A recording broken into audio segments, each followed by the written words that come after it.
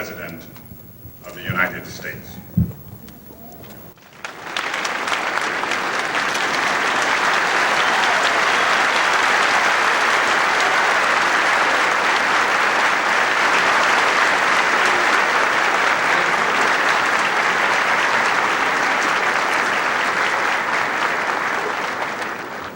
Thank you, President Payton, Governor Hunt, Senator Heflin, Congressman Nichols, Mrs. James,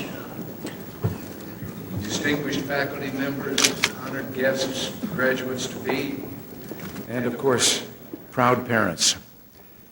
It's an honor for me to be here sharing this special day with you. And President Payton, after having had you and Mrs. Payton on our campus a few weeks ago, let me say Nancy and I are honored by the invitation to be on yours. She sends her greetings. You know, the First Lady doesn't work for the government. Well, she doesn't get paid by the government, but she works for the government, and she's home packing for a trip they're sending her across the country on. This is a most fitting day for a graduation ceremony because it coincides with the day we give thanks to the individuals to whom we really owe everything. People who sacrificed and sometimes themselves went without so that we could have happier and more complete lives. Today, we remember and give thanks to our mothers. I'd like to ask every woman who has a child graduating today to stand, if they would.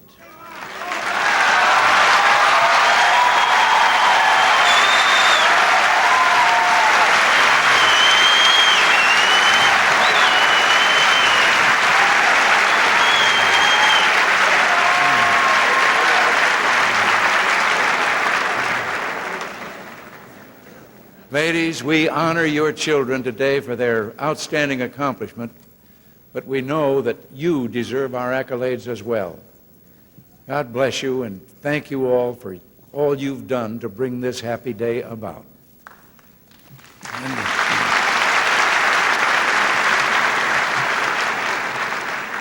And speaking of mothers,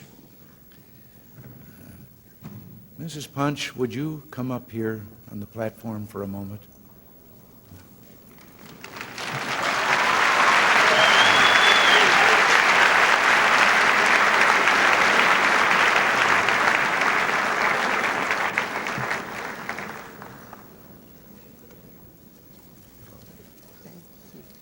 I know Tuskegee students have had a special one here on campus for 40 years. She's retiring this year. Mrs. Punch, love and thanks are yours today, and Nancy and I would like to give you something on behalf of all of us.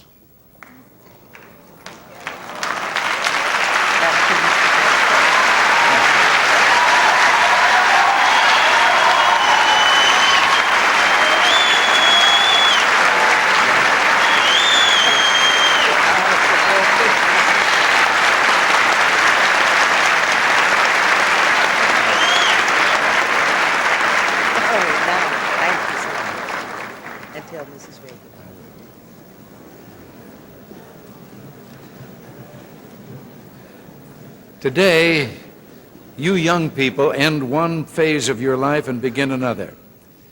Your parents, your teachers, all of us are genuinely excited for you. There's a story of a diplomat who caught a taxi in Washington, and on the long ride to Dulles International Airport, he struck up a conversation with the cabbie. And the young man happened to mention that he would be graduating in a few weeks. And the diplomat asked what kind of work he intended to pursue. "I don't know," replied the cabbie, "because I haven't decided yet." Well, once at Dulles, the diplomat caught a plane which was taking him straight to the Soviet Union, to Moscow. And arriving there, he got in a taxi cab and started the long ride in, and he, speaking fluent Russian, struck up a conversation with that cabbie. And the cabbie, too, by coincidence, said he, too, would soon be graduating. And when the diplomat asked him what line of work he planned to pursue, the cabbie replied, "I don't know. They haven't decided yet."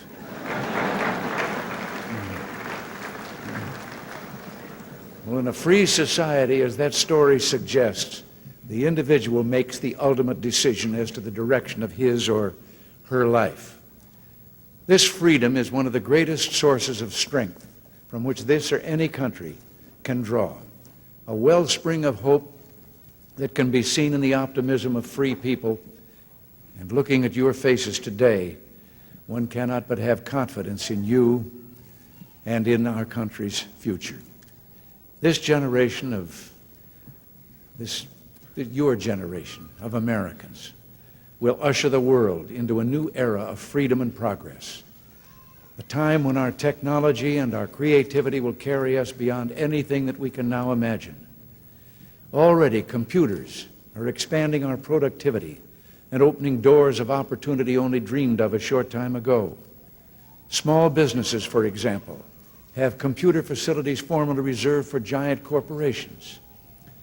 When I was attending college, now I know many of you probably think that that was back when there were dinosaurs roaming the earth. Actually, they weren't. It was about the time when Moses was parting the Red Sea. Seriously, the goals Americans set for themselves in the days of my youth seem so modest. Indoor plumbing, electricity, a family car, having a telephone or a radio crystal set. Traveling to distant cities was rare. Traveling overseas was within reach of only a few. For my family, even going to a movie was not always within reach. Today, we explore technology that might someday conquer the remaining threats to our health and increase our longevity. While jet airliners carry passengers, even those of modest means, from coast to coast and overseas, our engineers are busy developing crafts that one day will take off from a runway and carry us into space, aerospace planes that will deliver us anywhere in the world in just a few hours. Often than not, today, that same farmer can feed 60 Americans and 15 foreigners. Those were also the days when most people trying to earn a meager living shut their eyes to the injustices suffered by minority citizens. It was Thomas Jefferson who once said, "I like dreams of the future better than the history of the past." Well, Americans have never lacked vision, never lacked the desire or the courage to attempt great deeds.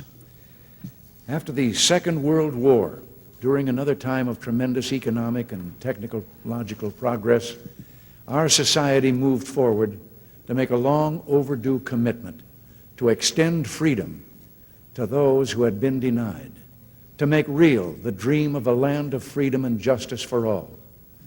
In the 1950s and 1960s, great strides were made through political action. The legal sanctions of bigotry and discrimination were torn away. Laws protecting the civil rights of all Americans were put in place, and racism was in effect outlawed. These great achievements did not come easy. They were the result of the struggle and commitment of generations and the outstanding leadership of individuals like Dr. Martin Luther King.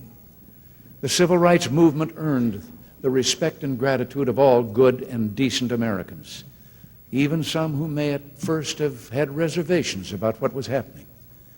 Yet changes in the law and the political struggle itself brought social progress that enormously strengthened the moral foundation of the United States.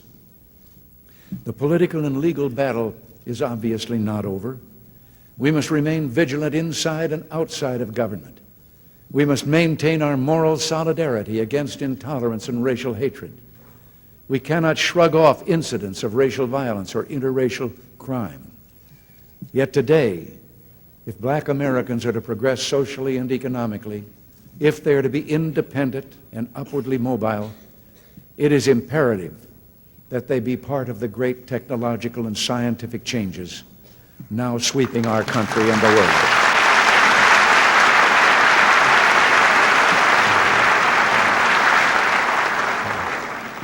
And it's just as vital for America that all her citizens march into the future together.